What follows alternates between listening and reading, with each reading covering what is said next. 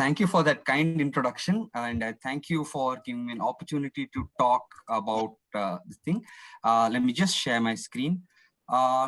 Today, I'm going to talk about Kannada science fiction, or as we call it in Kannada, Vaidyanika Kathegalu.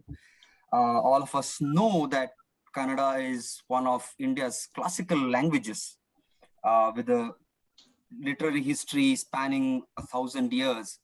Um, and it's the fact that it has won more Jnanapeeth awards other than Hindi when it comes to India's regional languages shows a lot about our literary heritage. Um, I try to say regional language, that is also wrong. All languages are regional. I would say Indian language, and I definitely don't like to use the word vernacular, because the word vernacular, which I see being used so often, is discriminatory and derogatory, comes with a colonial mindset, and when they used to refer to a language as vernacular to show that it is inferior, and I feel that none of our languages are inferior, so I would call it an Indian language. And when it comes to science fiction, usually in Indian languages, we usually hear about science fiction in Bengali, which has such a rich long past. We hear about science fiction in Tamil, thanks to Nelle Muthu sir, who's listening in, I can see, thanks to Sujata's stories. Most often what happens is that Kannada is ignored. So this is a small attempt to give us a little glimpse into science fiction literature in Kannada, or what we call them in Kannada as Vaidyanika Kathegalu, or scientific stories. Now, anyone who's interested in Indian literature will know the name of this gentleman who I'm showing on screen, Dr. Kota Shivaram Karanth, a legend, a polymath. He was a novelist, he was a playwright, he infused new life into Yakshagana, our performing art.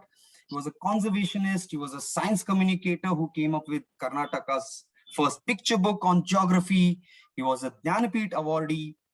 But many people, even within our own Kannada speaking, Kannada talking community, or within the Indian science fiction community, don't know that in 1928, Dr. Karanth wrote this story called Pashubala, right? It literally means animal strength, but I translate it as brute force, right? You could call this the first Kannada science fiction story. And the point to note is that he wrote this in 1928, 10 years before the American golden age of science fiction, which is usually pegged at 1938, when John Campbell took over editorship of Astounding magazine, right? And this, look at the time period. And hardly anyone talks about this, which is why one of the reasons for me choosing this topic was to tell this august audience, all of you scholars and readers and teachers, that listen, there's this Kannada story called Pashubala, written in 1928, and it was a first-class, first-contact story. It's a story of a bunch of friends, engineers, explorers, and scientists who come together on a secret island to create an interplanetary craft that takes them to Mercury, where they meet an alien society. And what happens when these people meet this alien society and its repercussions? And it's not just Karanth doesn't just talk about, oh, they got into a plane and just took off to Mercury. He explains the science behind the craft, behind the engineering and the construction of the craft, how it powers itself using the atoms, whatever little they are, available in interplanetary space. And most beautiful of it all was he creates this fictional device, which is known as Tejo Bhashaka, which is usually translated as a litophone, which enables instantaneous interstellar communication as long as the two devices, two Tejo Bhashakas, are in a straight line or within each other's reach, irrespective of the distance. And this, to me, was very reminiscent of Ursula K. Le Guin's Ansible, which serves the same purpose. But the Ansible came about in the 60s, and this Dr. Karanth wrote this in 1928. So this is the first Kannada science fiction story. Of course, it comes with a little footnote that Shivakoti Acharya, he was a Jain writer who wrote this epic poem.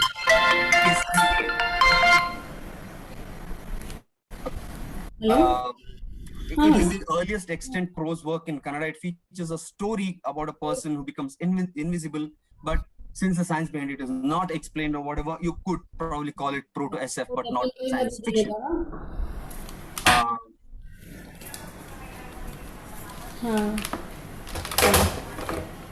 From that period, other notable works include Miss 1954 by Koratkal Srinivas Rao, which he wrote in 1935 about artificial insemination and what happens to a family which decides to go for it. And so in 1935, when it was just an idea, or in 1940, when Dr. Sadanand Naik wrote about... Could that person mute themselves, please? I'm muting all. Shinai sir, please unmute yourself and continue. I muted all. Thank you, Dr. Balaji sir. Thank you. Please proceed. So in 1940, there was a story by Dr. Sadanand Naik about heart transplant, and then it sort of went into a little bit of hibernation. And then we had the colossus of Kannada science fiction, Dr. Rajshekhar Bhusnurmat, who was a teacher and a prolific writer of science fiction. His first novel, Operation UFO, came out in 1961, which is Alien. And so all his stories were stories of technology, stories grounded in science, right? And he was, as a teacher, as a science communicator, he believed in science via science fiction, which is why, while most of his stories are grounded in science and meant to sort of spark scientific temper and an interest in science as a subject, he also wrote science fiction stories for children. His story Maya was adapted to this film called Sita Ramu in the early 70s. I mean, of course, he didn't like it. He thought that they didn't do justice to the story and they sort of plagiarized it, but that's another story. He created a superhero called Roban. He even wrote a choose your own adventure sort of a story called Apaharana. Now, what happened is most of these appeared in our weekly magazines like Sudha and Mayura and Taranga, which means that the collections are very few and far between. So I've just shown this is a very good Psychorama. It's one of very typical Rajshekhar Bhusnurmat story where you can transfer thoughts and consciousness from one person to another using a device. So everything is rooted in science and technology and the possibilities of it, and more importantly, the societal implications of it or the consequences of it to an individual. One thing also I would like to sort of bring to everyone's attention is there's this little board game. It's a board game called Chandragraha Ke Hogi Banni, or Go to the Moon and Back. This was a board game that appeared in Sudha magazine. It was conceived and written by Dr. Rajshekhar Bhusnurmat, and it was played in two phases where you actually take off. It works on the principles like snakes and ladders. Certain squares take you ahead, certain squares put you back. If the booster rocket fails, you lose a couple of spots. If your booster if you make contact with the telemetry, you move forward a few spaces. Now, why I bring this out is this is also an educational tool, and it could be considered science fictional. This happened many months before Neil Armstrong stepped on the moon. So at that point in time, going to the moon was still a science fictional idea. It no longer is, but it was then. I just thought I'd just bring it to everyone's attention. Then there are I would like to keep it short so that I don't go on and on and on. We have had short story writers who've written many short stories like Sarita Dhananand, H.S. Bairnati, Sanjay Havnur, Dr. Srinath Hari, who's listening in, Dr. Nalini S. Murthy, Dr. Y.S. Lewis. Unfortunately for Kannada science fiction, unlike Bengali or Marathi science fiction, translations into English are abysmal. I hope someone does it, but right now, if you look for it, one story by Sanjay Havnur and one story by Dr. Boos Nurmat appears in this anthology, which we already know about and we've spoken about. It happened tomorrow, which was edited by Balfonke Sir. And then let me just quickly look at certain individual authors and some individual standout books. This is a book called Mahasamparka. It's by Manu. Mahasamparka translates as the Great Contact. It clearly belongs to the ancient alien extraterrestrials made contact story in the proud tradition of Eric von Daniken. But Manu takes it a step further. Manu is P.S. Rangan's pen name. He takes it a step further and has made this a 2-volume book called The Book of Reason and The Book of Probable. One book which looks at the Mahabharata from a scientific lens, relating it to the Rig Veda and trying to find out what are the scientific underpinnings of all the things that happen in the epic.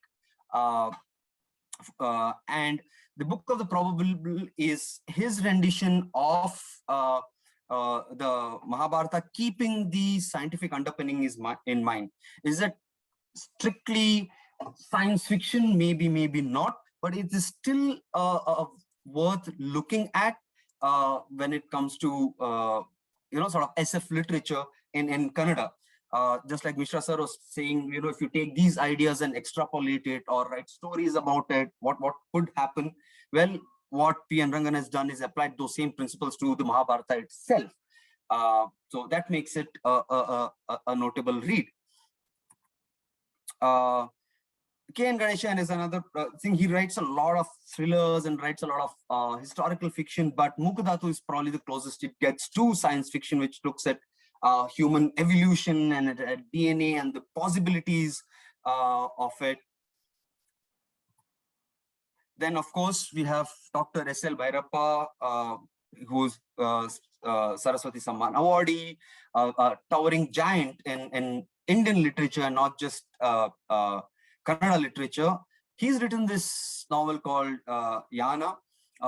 It's a story of a generation ship with 2 astronauts, a man and a woman. To say more would be spoilers, who are traveling in a starship to Proxima Centauri. And Dr. Bhairappa uses this to examine society and to examine interpersonal relationships and what happens between 2 people when, and by large to a society when you're in a generation ship and all that. So, science fiction has always been this great genre of a lens of examining present day society or certain ideas by setting it into the future. And this is one that does it amazingly well. Of course, currently speaking, now we come to the current time. Savita ma'am is in attendance. She's an author, she's a science fiction writer, and she's an editor who's come out with a science fiction anthology called Guptagamini, which you can see she's holding it right there. One of her standout stories is Irula Sancharigalu, and she's been sort of, carrying forward the flag of science fiction in Kannada with her books Triloka Sanchari Neere, The Woman Who Traveled 3 Worlds, which is set in the future, has a lot of talk about policy and all of that. Her latest book is Galake Sikka Chandira, which means the trapped moon. That's how I've translated it. Sorry, ma'am, if that's not a preferred translation. And it's about a lunar colony which is seeking autonomy from the centralized Earth government, and all the people that get caught up in this thing. There are certain characters from Triloka Sanchari Neere who make an appearance in Galake Sikka Chandira, so you could call it a sort of a tangential sequel as well. She's also edited this brilliant anthology called Naleya Kathegalu, which is stories of tomorrow, from and which I discovered Dr. Karan's work. If you had to get a good glimpse into Kannada science fiction, and it's sort of tracing from Dr. Karan's story till, say, about the early 2000s. This would be a great anthology, and it's available from Sahitya Academy. I don't know if it is in print right now. I hope it is. So if anybody's interested and you can read Kannada, unfortunately, it's not out in English yet. Like I said, I hope someone corrects that. So, and this is the latest book, Kannada science fiction, which has come out from Dr. Shantala, which is 3019 AD. So look at the world 1,000 years from now about a global government. I mean, it's you read it and you sort of get a glimpse into all the things that could possibly happen in 1,000 years. It's this sort of extrapolation, and the imagination is brilliant. So again, this is another story, another novel that I hope comes out in English. So this is, so I just wanted to keep this short so that we can sort of keep on track. So I hope you've enjoyed this little glimpse into Kannada science fiction. That's it from me for now. I hope that the next time you talk about Indian science fiction, you also speak about Kannada science fiction as well. And I hope someone somewhere, could be an academic, could be a publisher, looks at Kannada science fiction and translates it so that it can reach a wider audience, because it's up there. All these stories are up there with the best of them. And so with that, I'll just end my little talk. Thank you, Dr. Balaji Navale sir, for giving me this opportunity. Yeah, that's it from me.